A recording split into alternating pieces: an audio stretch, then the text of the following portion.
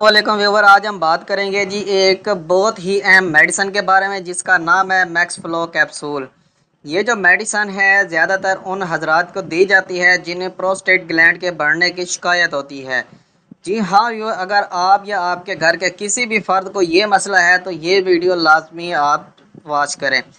ये जो max flow capsule है, अगर आपको यानी कि प्रोस्टेट ग्लैंड का बढ़ा हुआ है तो उसके लिए आप ये यूज़ कर सकते हैं। इसकी अलामात हैं, अगर आपको बार बार पेशाब आने की तकलीफ़ होती है, ये उसको कम करने में इस्तेमाल होता है। अगर आप रात को बार बार वाशरूम जाने की आदत है तो इसके लिए ये बहुत ही मुफीद है। अगर आपके पेशाब का बहाव यानी कि कम है तो उसको ये बेहतर बनाता है। पेशाब के दौरान दबाव या ज़ोर लगाने की मुश्किल को कम करता है। इसके अलावा ये जो मैक्स फ्लो कैप्सूल है ये मसाने को आसानी से खाली करने में मदद देता है। पेशाब के बार बार कतरे आने की शिकायत है तो आप ये यूज़ कर सकते हैं।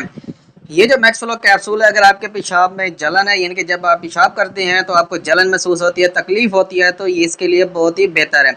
अगर आपके मसाने पर दबाव रहता है उसको ये कम करता है। और इसके अलावा ये जो यूरिनरी इन्फेक्शन हो जाता है इस खतरे को भी ये कम करता है। अगर आपको रात को बार बार उठकर जो है पेशाब करने की आदत है, बढ़ती उम्र में जो है प्रोस्टेट की अलामत को कंट्रोल करता है।